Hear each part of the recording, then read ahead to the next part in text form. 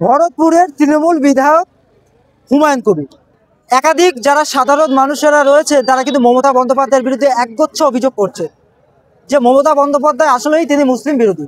কারণ মমতা বন্দ্যোপাধ্যায় একাধিক জায়গাতে মন্দির করছেন, দীঘাতে জগন্নাথ ধাম করছেন, কিন্তু ভরতপুরের হুমায়ুন কবির তিনি মুসলিম সম্প্রদায়ের মানুষের জন্য একটি বাবরি মসজিদ তিনি নির্মাণ করবেন। মমতা বন্দ্যোপাধ্যায়ের আসলে সমস্যাটা কোথায়, মমতা বন্দ্যোপাধ্যায়ের প্রবলেম কোথায়, এই প্রশ্ন কিন্তু আজকে বাংলার মানুষ তুলছে। হ্যাঁ, এবার আজকে রীতিমতো হুমায়ুন কবিরকে দল থেকে সাসপেন্ড করে মমতা বন্দ্যোপাধ্যায় বাংলার মানুষকে চোখে আঙুল দিয়ে বুঝিয়ে দিলেন আসলে মমতা বন্দ্যোপাধ্যায় মুসলিম বিরোধী। হ্যাঁ, আর এই প্রসঙ্গে বিস্ফোরক মন্তব্য করলেন ভরতপুরের তৃণমূল বিধায়ক হুমায়ুন কবির। এই মুহূর্তে আমাদের পাবলিক বাংলার এক্সক্লুসিভ সাক্ষাৎকার, মমতা বন্দ্যোপাধ্যায়কে হুমায়ুন কবির আসলে ঠিক কি বলেছেন শোনাবো আপনাদের। প্রশ্ন করুন উনি কেন এটাতে নারাজ, কেন এটাতে ওনার আপত্তি, আমি তো বুঝতে পারিনি। কারণ আমি 1 বছর আগে 12/12/2024 আমি কলকাতায় বলেছিলাম যে আমি 6 ডিসেম্বর 2025 বেলডাঙ্গার কোন একটা জায়গাতে যেখানে আমি জমি সংগ্রহ করতে পারবো সেখানে একটি বাবরি মসজিদের ভিত্তি স্থাপন করব। তো 1 বছর থেকে ওনারা চুপচাপ থাকলেন। যখন এটা এতটা ইন্টারন্যাশনাল ইস্যু হয়ে যাবে আমিও নিজের ভাবিনি। আমি দেখেছিলাম যে একটা বাবরি মসজিদ অযোধ্যায় ছিল, সেটা 1992 সালের 6 ডিসেম্বর কিছু উগ্র করসেবক সেটাকে ডিমোলাইজেশন করে ভেঙে দেয়। তারপরে আমার মনের মধ্যে একটা ছিল যে ওখানে 2019 সালের নভেম্বর মাসে তো একটা বাবরি মসজিদকে ল্যান্ড দিতে বলেছিল সুপ্রিম কোর্ট। সেই ল্যান্ড উত্তরপ্রদেশের গভর্নমেন্ট দিয়েছে, কিন্তু সেখানে মুসলিমের সংখ্যা অত্যন্ত কম থাকায় এবং অত্যন্ত গরিব মানুষের বাস হওয়ায় তারা হিম্মত নিয়ে এই বাবরি মসজিদের সূচনা করতে পারেনি। তাই আমার মনে হয়েছিল যে পশ্চিম বাংলায় 37-38% মুসলমান বাস করে, মুর্শিদাবাদ জেলায় 70-72% মুসলমান বাস করে। আমরা বেলডাঙ্গা 1-2 মিলে রেজিনগর বেলডাঙ্গা বিধানসভা আমরা প্রায় 70% মুসলমান বাস করি। সেখানে আমরা কোনো মুসলিমকে কোনো প্রেসার দিতে চাই না, তাদের কোনো ক্ষতিও চাই না, তাদের বিরুদ্ধে কোনো আমাদের বক্তব্যও নেই। কিন্তু আমরা একটা বাবরি মসজিদ নির্মাণ করব। তাতে রাজ্য সরকারের কেন এত গুসা হলো, কেন তিনারা এটাকে প্রতিরোধ করার চেষ্টা করলেন, বা আমাকে এই অপরাধে আমাকে দল থেকে সাসপেন্ড করে দেওয়া হলো, তা আমি এটা কোনো দুঃখ পাইনি। আমি এটা নিয়ে বিচলিত না। দল তার দলের সিদ্ধান্ত শুনেছে, আমি আমার সিদ্ধান্ত অটল আছি। কালকে বাবরি মসজিদে ভিত্তি স্থাপন হবে। মুখ্যমন্ত্রী মমতা বন্দ্যোপাধ্যায় একাধিক জায়গায় মন্দির বানিয়েছে হিন্দু সম্প্রদায়ের জন্য।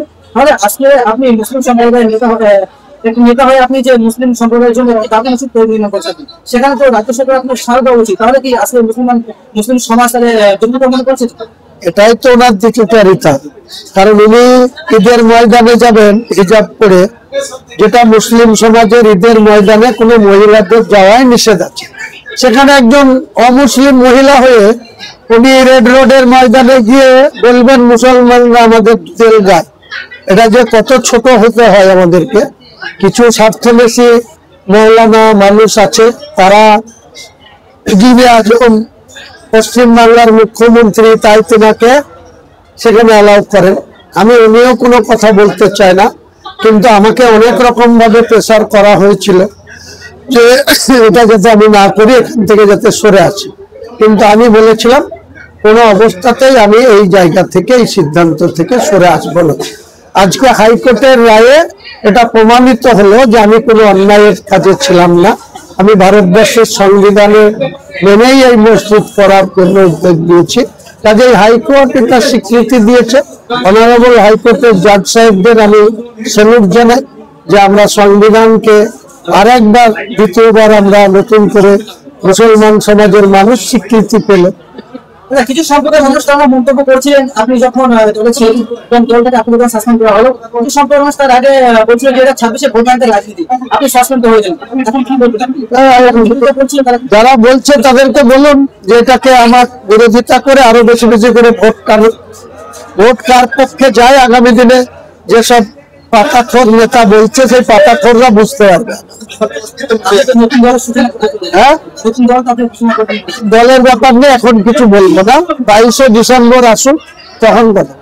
দেখুন, আজ কালীঘাটের যে মহিলা মেয়ে তার দিলটা মনটা এবং ঠিক আছে বলতে পারি, কালীঘাটের মহিলা মেয়ে তার ঘোমটার ভেতরে খেমটা নাচা বাংলার মানুষ দেখে নিয়েছে।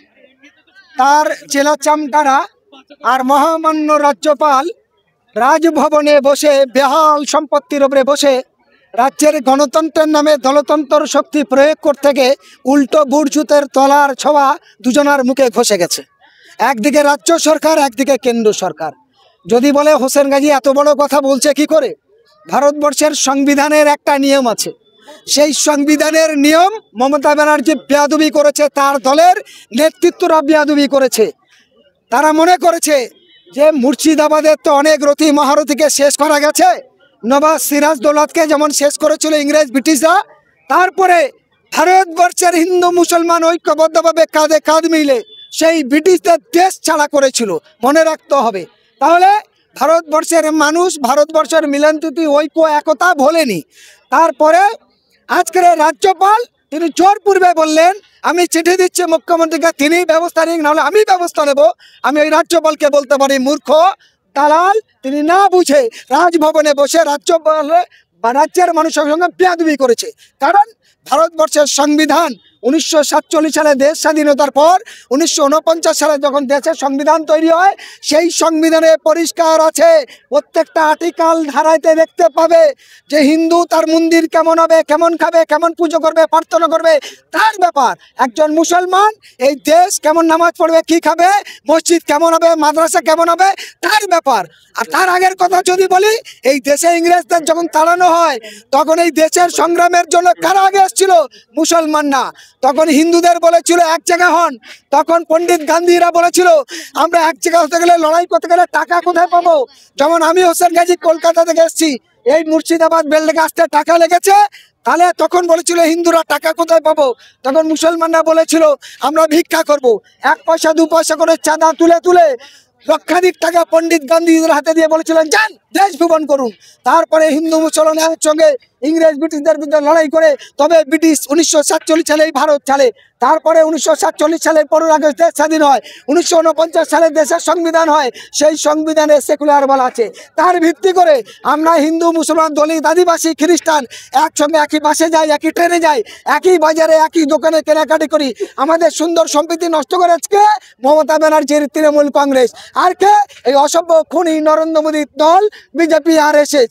তারা সবসময় হিন্দু মুসলমানের লড়াই লাগিয়েছে। তাই নরেন্দ্র মোদী বাবরি মসজিদ ভেঙে তিনি রাম মন্দির তৈরি করেছে, হিন্দু মুসলমানের ভ্রাতৃত্ব লড়াই করেছে। আর মমতা ব্যানার্জি তাদের দালাল এজেন্ট হিসাবে হিন্দু মুসলমানের সকলের টাকা নিয়ে আজকের পরপর মন্দির করছে, 5খানা মন্দির, প্রসাদ বিল্লি করছে, দুয়ারে দুয়ারে রেশনের মাধ্যমে মুসলমান দলিত আদিবাসী সবার কাছে।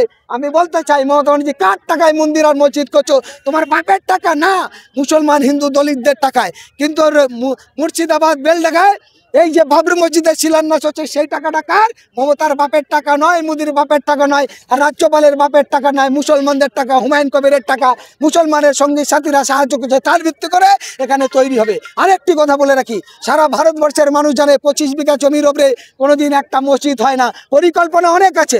হুমায়ুন কবিরের সঙ্গে আমার একাধিকভাবে বৈঠক হয়েছে, তার ভিত্তি করে অনেক রকম আলোচনা হয়েছে। সেই আলোচনা আমি মুর্শিদাবাদ মানুষের উদ্দেশ্যে বলবো, আপনারা বিশ্বাস রাখুন, ভরসা রাখুন। আর যারা রাজনৈতিক কারবারি করে মুর্শিদাবাদ সহ গোটা বাংলায় মুসলমানকে কলঙ্কিত করছে তাদের বিরুদ্ধে রুখে দাঁড়ান। কারণ আপনারা যদি ধৈর্য রাখেন, এই মুর্শিদাবাদের ইউনিভার্সিটি নতুন করে তৈরি হবে, এখানে ভালো স্বাস্থ্যকেন্দ্র তৈরি হবে, এখানে গরিব ছেলে মেয়ে পড়ানোর জন্য উন্নত মানের LLB B.Ed ভালো করে ইঞ্জিনিয়ারিং কলেজ তৈরি হবে। আপনারা সেই সহ্য রাখুন। কারণ এতদিন করিনি বা করতে পারিনি কেন? সেটা দলের মধ্যে বাধা ছিল, করতে দেওয়া হয়নি। মনে রাখুন এইটা। আর এই তৃণমূল, এই বিজেপির নেতাদের বাড়ি খালি সুন্দরী সুন্দরী বান্ধব বেয়াদবি আর টাকার তোড়া পাওয়া গেছে, এদের বিরুদ্ধে রুখে দাঁড়িয়ে আগে যেতে হবে। আপনাদের সকলের দোয়ার সহযোগিতা চাই। আগামীকাল দলবদ্ধভাবে সবাই এখানে উপস্থিত হবেন, এই আবেদন আমি হোসেন গাজী একজন মানবাধিকার কর্মী হিসাবে রাখলাম।